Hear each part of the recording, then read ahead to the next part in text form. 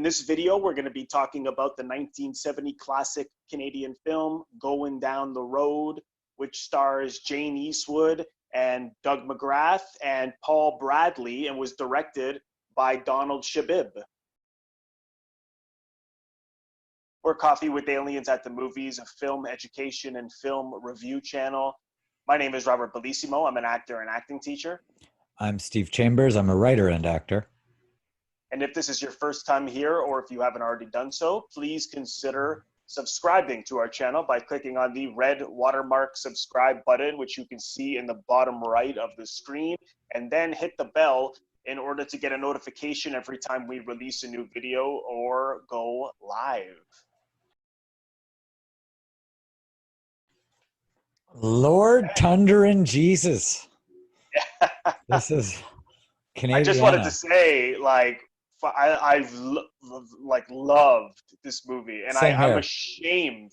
I'm ashamed that I'm only now seeing it. Do you know what? I was surprised you hadn't seen it, and not just because you're a Canadian. I've heard of it many times. It struck me as the kind of film that, generally speaking, my kind of movie. You'd go for it. Yeah, because it's miserable. But no, sorry. No, I love it. I've seen this, I think, yesterday. But I just want to say right off the bat too that, you know, Robert and I are from and live in Toronto, and it's really neat to see going down the road, see Toronto 50 years ago. I mean, that skyline when they're driving in. So tell me, it's your first time seeing it. Like, your thoughts, impressions. As soon as they get there, things aren't going well. But then I think the documentary style from Donald Shebib it brings you right into that world. There's just that immediacy to it. And of course, those characters in the factory they worked in, at the Salvation Army that they slept in on the first night, the drunks in the park were totally real. I mean, the look on just everything from their faces, you couldn't find someone with that look in a casting office. I mean, it was just unbelievable how, and of course he was a documentary filmmaker, right? So the blending of those two worlds, but it's really essentially about, you know, it's funny because I never really thought of Canada as having a Canadian dream like you do in America, but that's what it is. It's these guys from Cape Breton and the Maritimes and Nova Scotia, and they're excited to be going to Toronto. It's like going from a small town to LA or New York, and you know, they're going to be getting better jobs and they're going to be making more money, and that's where all the action is, that's where all the fun is. And of course, before you know it, they end up doing the same kind of work that they were doing in the Maritimes, working at a bottle factory, and they're doing the same things. You know, they go for drinks, they're trying to pick up women, and very quickly they're bored, right? And it's really the character Petey. It's really him who's more so eager to find meaning. He doesn't quite know what he's after, but he just has this itch that he needs something that's different. I agree with you. That what he's used to. And I love when early on he's looking through the paper. Oh, there's lots of jobs. And the advertisement agency, and he just shows up, and they're on Bay Street. And I think what's interesting, and it's so innocent, right? Because when you're a laborer, that's what you do. You need some guys. I'll do it. Okay, go ahead. You're capable and able-minded, but it didn't even dawn on him that you need education. Not at all. Need experience. And the guy says it to him, I watch TV. Yeah, you know, I'd be good at this. And the guy says, like, I don't even know why you think you have any business being here. But I think right off the bat, the Peter character, who I think we, the audience, are, because he gets to the city. We're kind of watching it more through his eyes than his buddy. And it's really him witnessing, like, hey, I can do anything. And he's kind of loud and blustering and, but he's the one who changes, because Joey gets married to Jayne Eastwood's character, Betty. And, you know, they buy everything on credit and life's going to be great. But that's where you see the change in Petey, because maybe, I don't have my sidekick anymore. But he's not bitter. I used to think he was. I think he's kind of like, as you said, he's in his looking for meaning. he can't help but be a little more, I don't know, existential, but look back and like, what are these guys doing?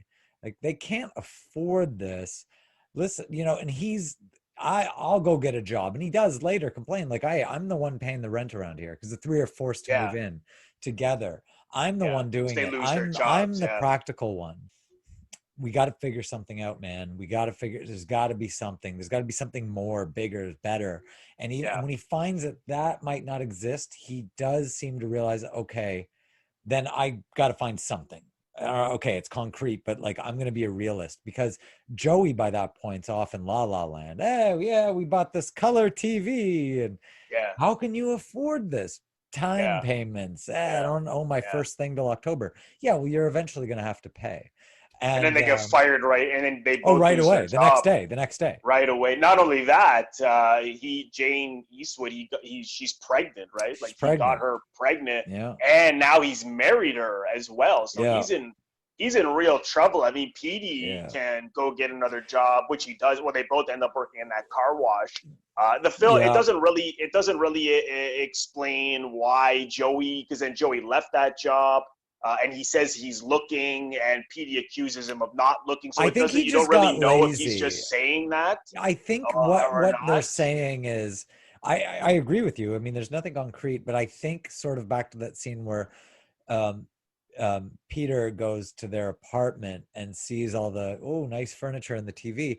I think Joey's got it like, and it's on a time payment. I got time. I think he relaxes too much, enjoys the trappings, thinking they're his, but they're almost immediately ripped away from him as we see the three having to move into another apartment. I just want to mention, Jayne Eastwood's the character of Betty introduces Peter to her best friend, Selena, played by Cale Chernin, who, out of the cast, she died about 9 years ago. I was lucky enough to get to know her.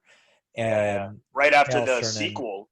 That's right. That was the last thing she did. And I know Paul Bradley, who played Joey, had passed on, I think, 10 years before that. 2003. 2003. And then Cale Chernin died in 2011. She's great, and I was very lucky to get to know her. But I really, you nailed it. I think the look of this, the humans that populate this film, I don't think are actors outside of our leads, who do an amazing job blending in with real life people in this sort of pseudo documentary, harsh, reality check on the big city dream, and it quickly goes downhill for them. Which really broke my heart, because I can remember when I moved to Europe. It's interesting because some similar things happened to me. I'm still grappling with whether or not this is a little like more in the sense of Midnight Cowboy. Like, did these guys truly need one another? Is there a brotherhood, or did Peter just not want to go there on his own and got Joey to come along that's a really good question, because well, that's the thing, because he gets mad that he got her pregnant, because then he wanted to move on to the next plan, and then he's like, well, I can't, I gotta make it work here now. I got her pregnant, and I mean, you see them even after they fight. They're doing odd jobs. They're passing flyers out door to door, and stuff like that. But I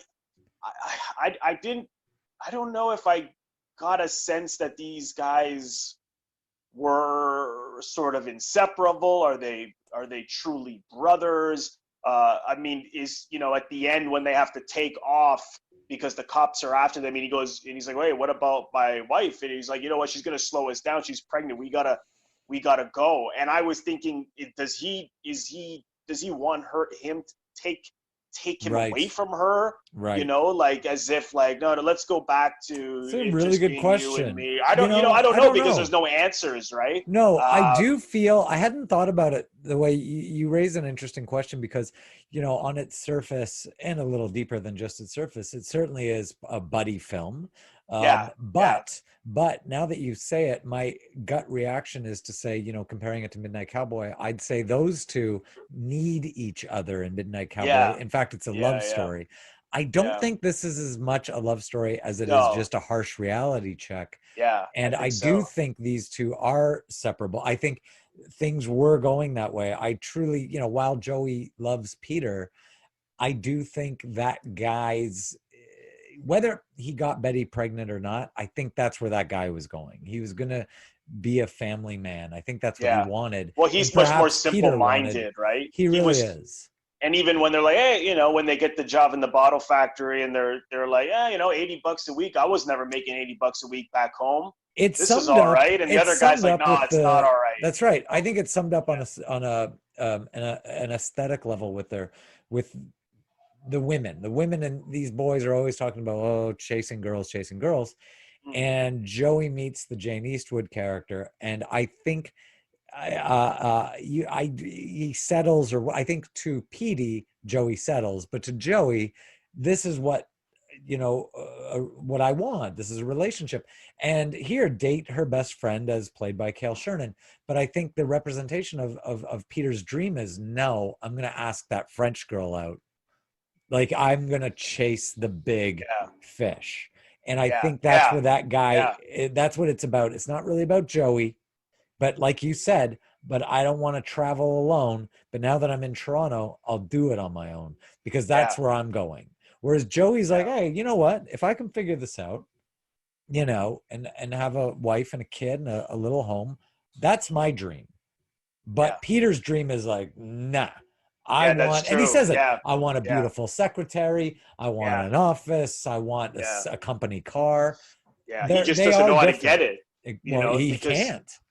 because you know, and he even says it, well, you know, there's not much where you live, you know, you go, you know, there's only so much opportunity. And when the guy says go Mm, back to school, you see the look in his eyes. He's like he wouldn't know how to begin. And I don't mean no, that in a way that the film is not making fun of them. not at all. It's Not at that all. there, I think it actually really empathizes with them, I agree. and shows you don't see, you know, the thing is, you don't see these kind of characters enough in film, like the unsophisticated, like this is Jim Jarmusch would later Right. make similar characters like I this, you agree. know, Yeah. and I'm really always, and Cassavetes of course too, right? And Absolutely. I'm always Absolutely. This feels like fascinated. Shadows in some ways. Yeah, definitely. It felt like it reminded me of a lot of things, but at the same time, it's very, very much Canadian, you know, It really and is. it's so, and this actually at the time, a lot of migrant, I was sorry, just not gonna my, say, a lot of laborers were moving yeah, into like in Ontario inner from the country. What do you from the call? rural Yeah, yeah, areas yeah, into yeah, the yeah. urban cities because the lack of jobs. Well, Uh, up until the for, 70s, Montreal was the king of Canada. And then by the mm, 70s, that turned into Toronto. And so Toronto, by the time this film was made, really was becoming the New York City of yeah, Canada. yeah, And this isn't an isolated story. Like you said it, and that's true, is back then a lot of people were coming, especially from the East Coast, for a quote unquote yeah, better life in the big city, and right, with promises of, you know, like what we think of Hollywood or whatever, right? Like, ah, yeah, luxury. And that's what these guys yeah, come here. I mean, you look at the ease in which they talk about attaining their dreams when they're driving here. yeah, yeah, Quick bit yeah. of trivia: all their driving across country is all in Scarborough. Oh, I didn't know that. Yeah. And Yeah, except for the, you know, opening shots that are aerial shots of mm, where the Nova Scotia or wherever, the rest yeah, is yeah. all Cape Breton. Toronto and Cape Yeah. Breton. The rest is Toronto and the suburbs. But I think, you know, that was the dream. Like, we'll just get to the big city, and the money's for the taking once you're Yeah, there. And then, like you yeah. said, like, It's you got to very go to boys. school. Exactly. Yeah, they're boys. It's boys to men, right? It's very 100%. it's that wake up call, and 100%. I think that's so many people, and I'm sure, like I said, you and I can relate because you and I have both moved 100%. out of Toronto, right? So it's like 100%. when you get hit, you do have these romantic notions, like, oh, and Yeah. Oh, I'm yeah. not saying that isn't true, but Right. it's the surface of the That's right. reality of getting work, taking Oh, care of yourself, and you know, living in tight spaces. it's like anywhere in the world if you're not set up for, you know, the dream.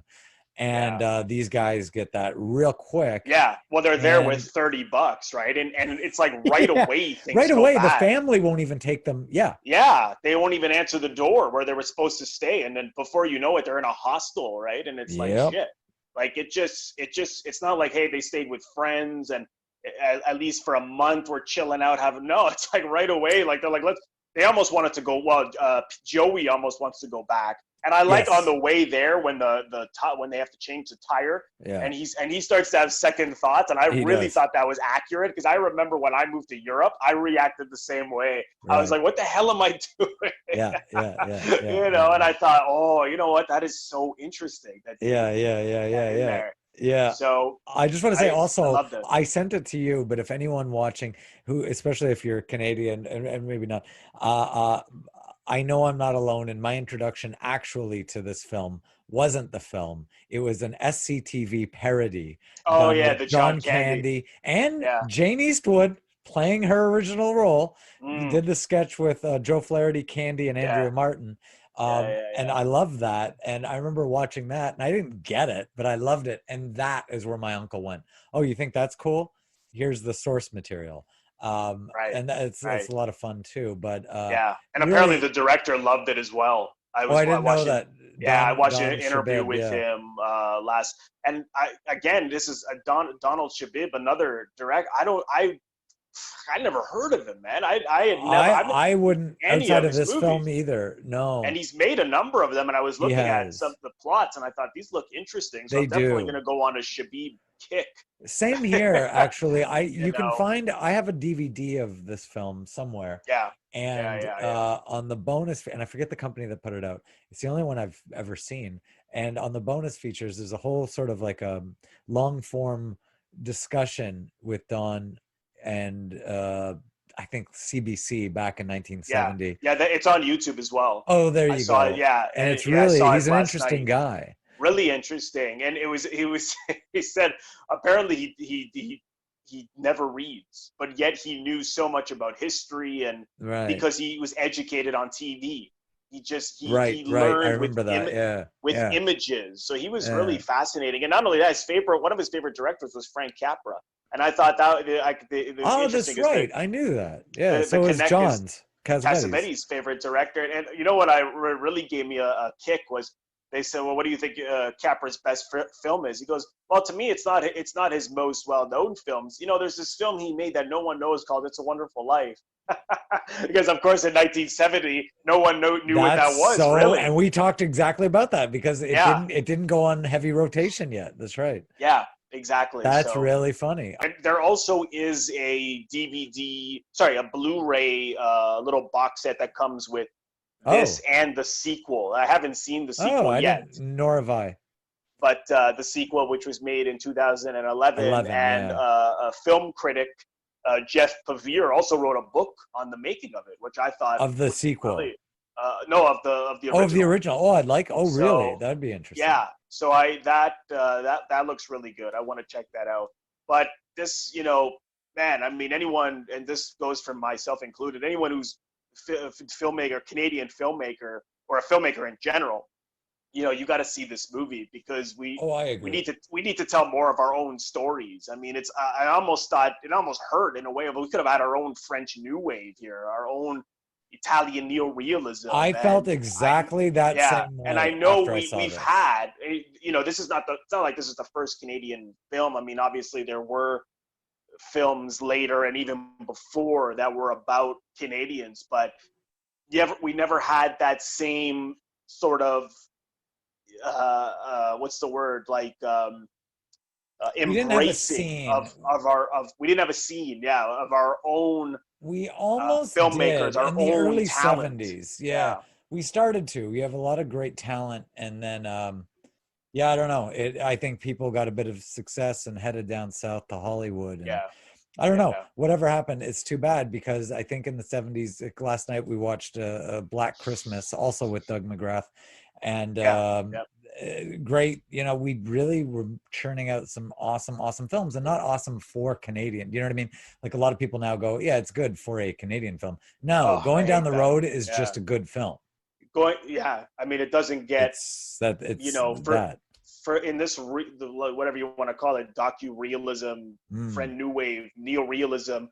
Sure. You know, it's up there with to me, it's up there with the best of the best. Same. With anything, Same here. You know, Rossellini or De Sica or Godard. Yep. Godard or Truffaut. Like I said, I was blown away, and I'm ashamed. Same.